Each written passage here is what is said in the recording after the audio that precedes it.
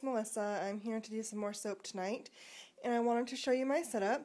It's a little more complicated and a little messier than it's been the last couple times that I've soaped, and I'm going to tell you why. I have decided to try thermal transfer soaping tonight, which is where you make your lye water, and while it's still very hot, you pour it right into your hard oils, and then add your soft oils after that.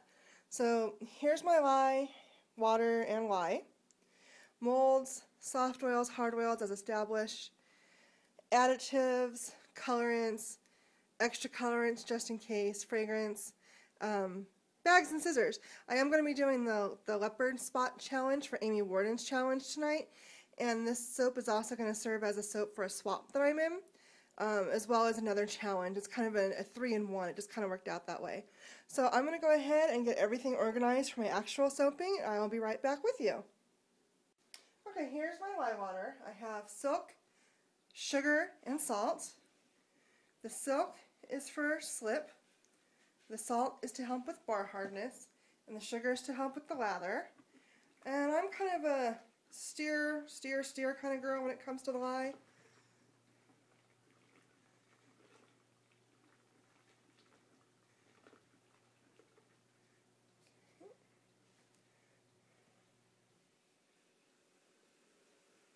And there's the rest of our lye.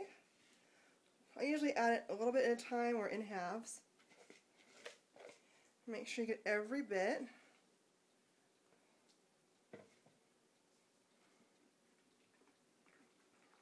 Yes. Excuse me just 1 second, I'll be right back. Okay, sorry about the interruption. Somebody just came in and I would just let them know the camera was going, that way they could be quiet. Because I'm sure you don't want to hear tons of voices trying to talk while I'm talking. Although maybe it would be, maybe I'm boring talking by myself. Give me a comment, let me know if you want to know more about what goes on in my house. Okay, so there's the lye, it's all stirred up. It's really hot. Put that out of the way. Now let's pour it over our solid oils and see what happens.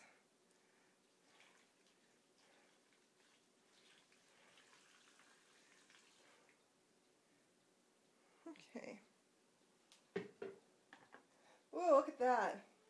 Did you see that collapse in there?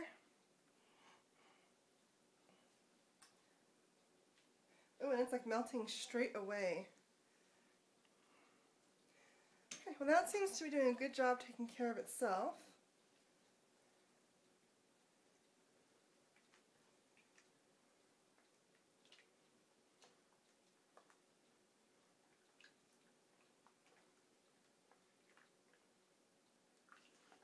Okay.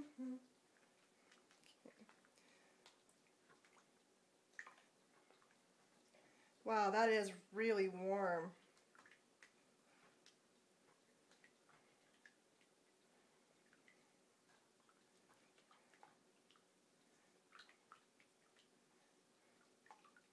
So I have lots of shea butter in here, so I'm hoping that this is actually warm enough definitely to melt all the shea butter.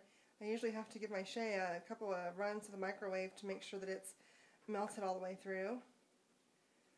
So we're going to give that just a minute to finish up. I'm going to get some craft sticks for my colorant so I can pour them into the batter.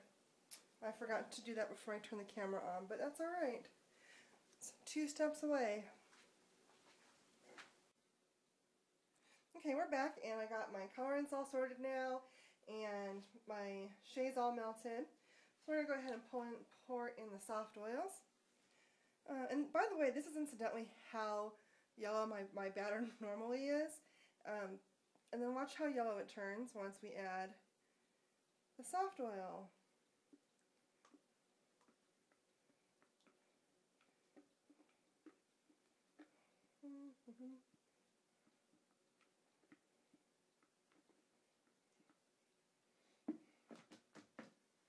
Look at that, it's all dark and yellow and sunshiny yellow, and I'm out of titanium dioxide, so I can't make it whiter, and that's okay because I don't need it today anyway, but if I did, that would be bad. This is still really warm. Let's go ahead and just give this a quick stir and see what happens. Uh-oh, I just knocked over one of my colorants. There we go. Move those out of the way.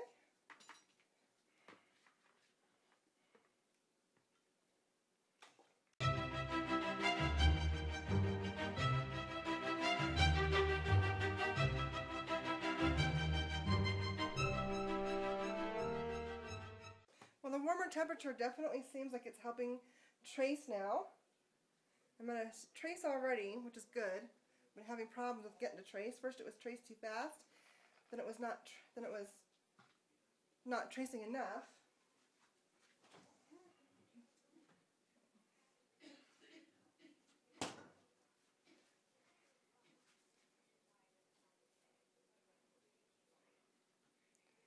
Okay, I'm going to add milk.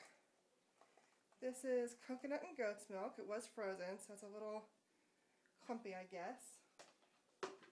And powders consist of buttermilk, kaolin clay, and I added a little colloidal oatmeal this time. Stir that in.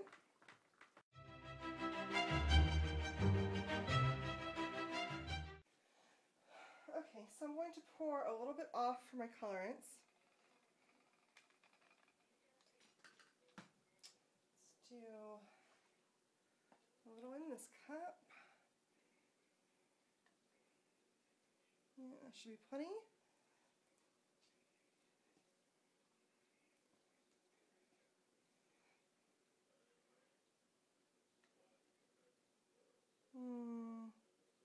And that should be plenty. That's probably more than I want.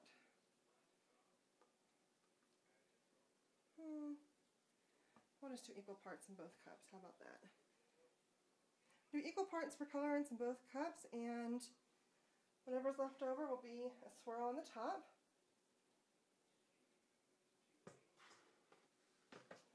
So we're doing the leopard spots. Let's see if you can see. Am I in the right place? Yes.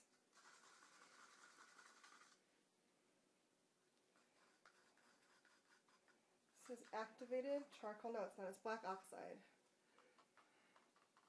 Whoa, just a little bit of that goes a long way.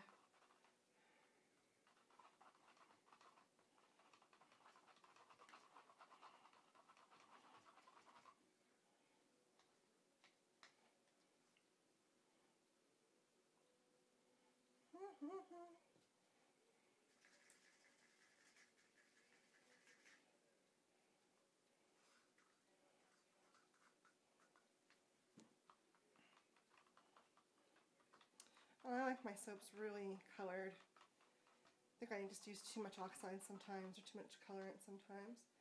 Okay, that's black. I don't need any other help. Let's get that one out of the way. And the red.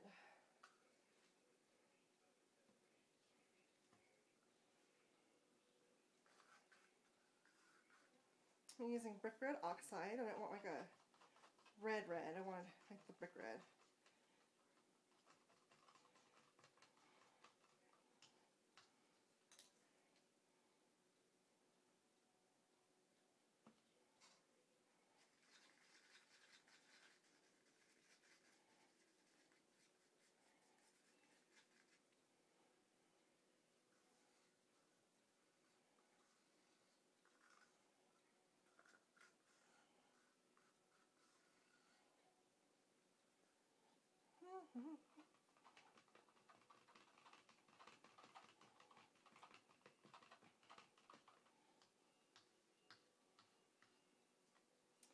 Okay, we'll give that one a quick stir with the stick blender in a minute.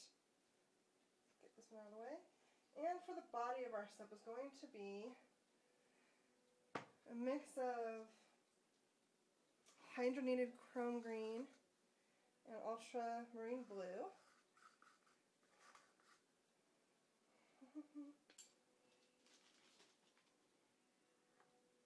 Oh, it's thickening up already. That's okay, because if tonight, if you don't know what the challenge for this week is, it is a leopard spot, and we do want a little bit of a thicker batter. So so that we can pipe it out of a bag. Okay, let's mix this in.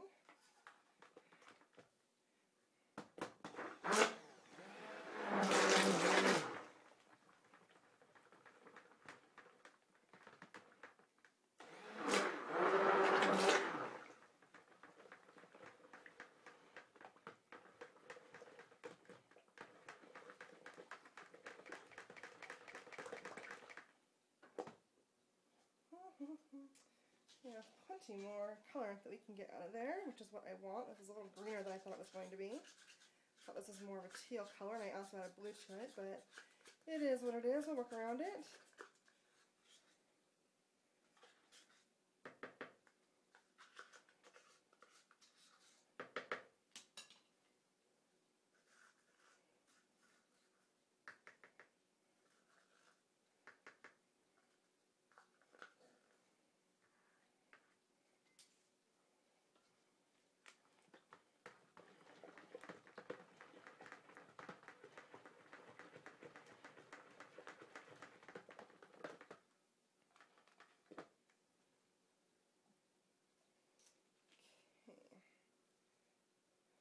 Use our fragrance. And for the fragrance tonight, I'm actually using the Patchouli Rain. I had wanted to use the marijuana that I bought, but it turns out that that one is not soap safe. So we ended up using Patchouli Rain instead because all of the other ones that I bought have already been purposed for other projects. So this was the only one I had bought just to see what it smelled like, so this is the one that's getting used.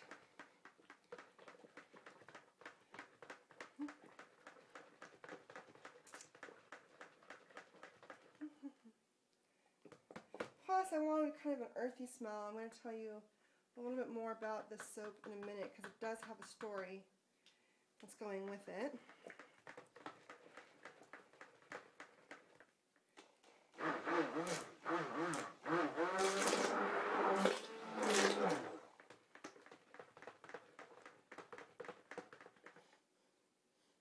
That smells really good. It smells really good.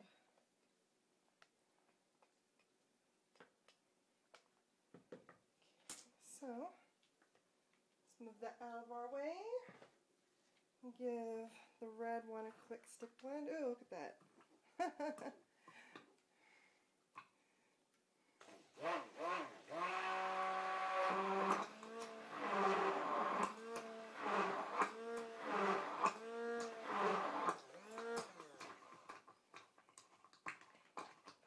Okay, that's loosening up pretty nice. So I sent that a little bit of stuff that I put in there is going to be in there just fine, I think. Okay, let's scrape the soap off of there.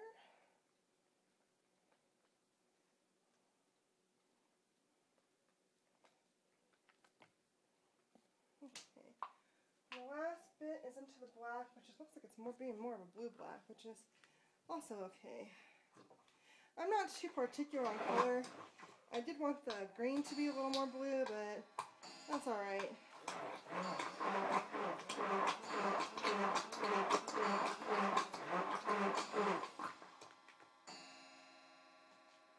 Yeah, the red helped knock some of that blue out, so here's the other spatula. Here it is. So yeah, so I wish the body was more blue, but that's alright. The other colors I'm not too particular on. I've also decided I'm okay if you see the mess on my counter because I've noticed finally what some of the others of you are doing to stop the mess is to keep all your stuff piled up in your bowl or to have something that you can set it in, whatever. You have things that you can do that I haven't necessarily thought of, but the newspaper protects the counter, so if it gets oily, it's fine. So I don't mind if you see it.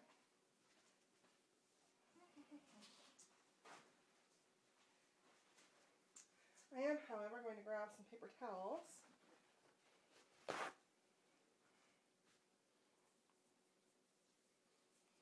So the bottom of my molds don't get wet. And yes, I did say molds. My trusty box mold is back tonight. And this is because I'm making a big batch to make sure I have enough soap for the swap. And my one little mold is not enough, and it's the only mold that I have right now. Let's go ahead and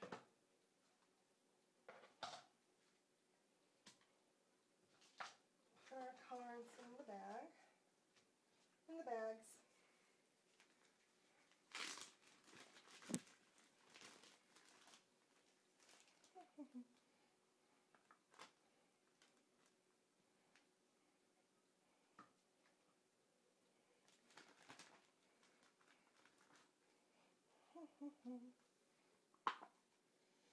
This smells really good. It's fresher than I thought it would be once you mix it with soap. It doesn't have a... I mean, it has a little bit of patchouli note, but it's really more like, if you've ever smelled like actual patchouli leaves, like dried herbal ones or fresh ones off a plant, they don't have as much of that resinous smell that you smell in a lot of oils. It is a fresher smelling plant. And this is that smell that this has. The other day when I smelled it when I got my scent haul in, which is also on my channel if you haven't checked that out yet, I'll put a link below. But the scent was a little more like China Rain out of the bottle.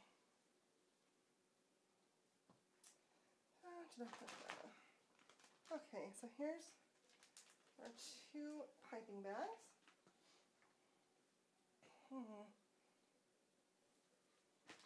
This looks like this is ricing on me.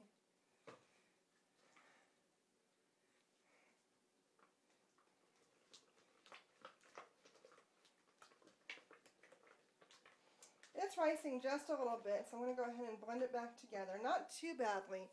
It just looks a little bit grainy. I want it to be a little smoother in the finished soap. So, oh no, I forgot I had the black.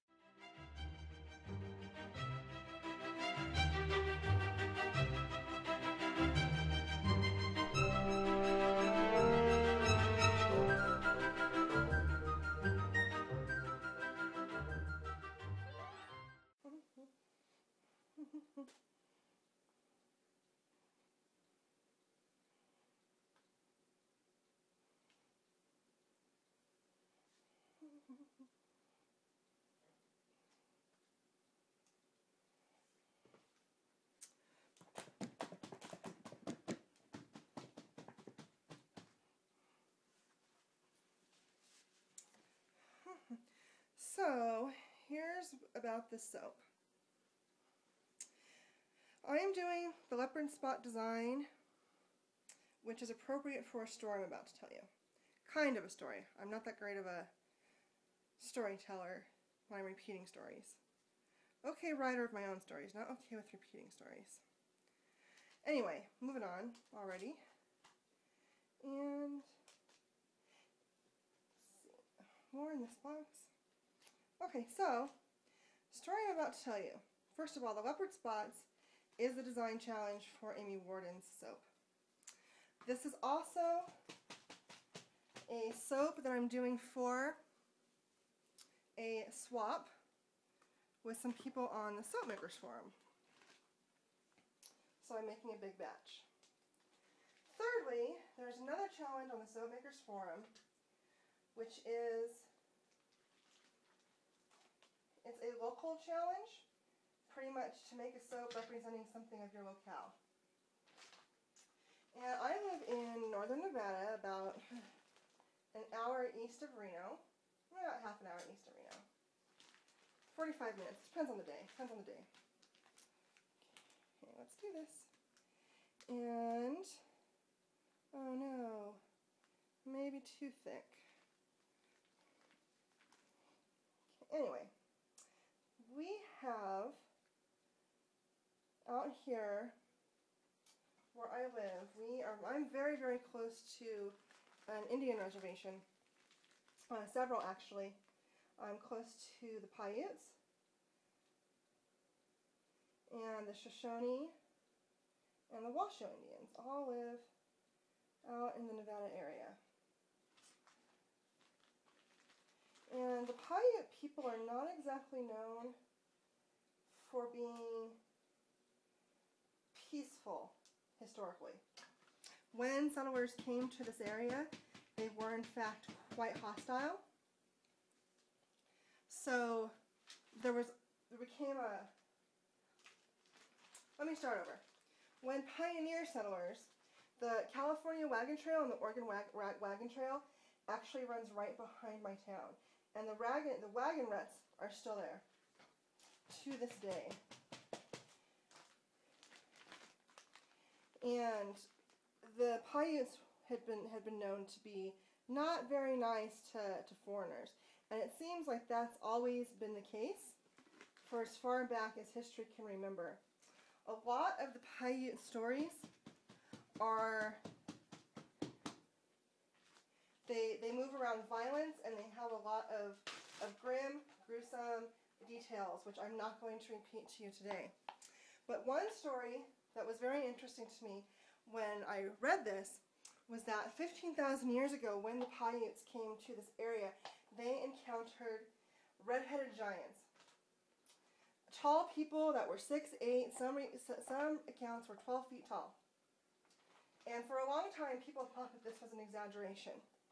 But there's a lot of stories around the region with these giants. And the giants do all kinds of horrible things to the Paiutes, and the Paiutes start doing horrible things back. And it's believed, part of the belief is that one of the reasons the Paiutes became warring people was because these giants wouldn't leave them alone. Now, it used to be that historians and archaeologists did not believe these stories, that they were just stories, they were mythology, they had, explained things that people couldn't otherwise explain, all the normal things that you would normally think about when you think about Native American history, or any kind of history for that matter, where people are making up stories. Until right around 1911, some people were doing some mining in this area, and they were doing an expedition, or what do you call that? I should know this because my college major is actually anthropology with a concentration in archaeology. What is the name of that word? I do not know. I'm having a complete brain fart right now. I'm completely sorry. Anyway, moving on. They actually found skeletons, really big, tall skeletons in this cave in Lahanton Valley, which is the valley where I'm in, and it also runs behind the mountain range behind my house. And Lahanton Valley is the home of Lahanton Lake. Oh, I just put that in without the, darn, I forgot. Oh well. Lahanton Valley used to be an underground, or under an inland ocean in the prehistoric area. And the story with these redhead giants that they found in these caves goes that the Paiutes had chased the redheaded giants into this cave, and the giants wouldn't come out. So they tried to light them out with a fire, and when they came out, they hit them with arrows until they died, and the ones that didn't come out were asphyxiated inside the cave. And you find little stories like this with the giants all around. You find it at Pyramid Lake, you find it right here in the very area where I live. You find it in, like I said, Lahanton Valley, which is this valley where I live, and the valley behind me are both part of Lahanton. You find it all the way up north of Reno. All these stories about these giants, all these stories dotted across the landscape. Which brings me to why I wanted to do this soap with the leopard spots. Well, when this is cut, it's going to look like spots. And in the center of the spots is going to be the red, which represents the redheaded giants. All these little spots around the region with these redheaded giants and all these horrible things that caused the Paiutes to historically be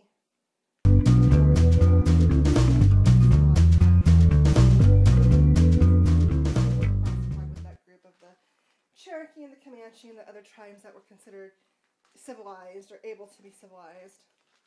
They were just simply warring, out of control, and it came from giants that people thought were a myth until some archaeologists found the bones in a cave. They also found the volley of arrows, and there's also evidence of fire burning in that cave. And it was in the area it's currently under Lake Lahanton, or was under Lake Lahanton for a while, and now it's back to the surface. But the whole point is that they thought it was a story, and it turns out that the whole thing was true. So what we think was mythology, or a story which we think is not true, may turn out to be true. And mind you, this story took place 15,000 years ago. So this moved a lot faster than I thought it was.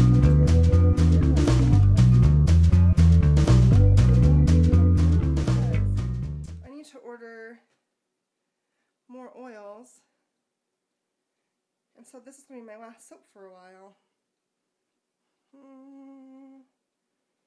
Not get that too deep in there. So these are going to be short bars. I mixed up enough for 5 pounds, and this only holds 3.5, so I don't know why I didn't go all the way to the top. But anyway, we'll see how it comes out. So once again, this is my Paiute soap. The green represents the water and the earth, and the red represents the redheaded giants, and the black is basically just for the leopard spots. And this represents all the legends of the Paiutes and the redheaded giants that are literally dotted across the landscape. And that's pretty much it. Okay, so here's one more shot of the soaps. It didn't come out too bad once I fixed the tops. I made some peak tops on there. I hardly ever peak my tops, but these are short bars. They are going to be a little bit short, so sorry to the challenge participants, or swap participants. This is pretty much just all I got for now. But anyway, it didn't come out too bad, just a little bit short. The peaks are really dramatic, and this also goes with our Nevada theme, because Nevada is a series of ridges and valleys. If you've ever been to Las Vegas, or if you've ever been to Reno, you know the big mountains that surround those valleys. That goes through the entire state. The entire state are these itty-bitty valleys. So that's it. Yeah, all the valleys that represent Nevada, and all the little dots that will be in the middle, the little leopard spots that will be in the middle, will be all the people, and the red's the giants, and the green is the earth. And sorry, I'm a horrible storyteller. I wish I had, read through that a few more times, or, had practiced my speech. That way it didn't come out so stuttery. But I hope you got the point, and thank you for watching, and I'll see you next time.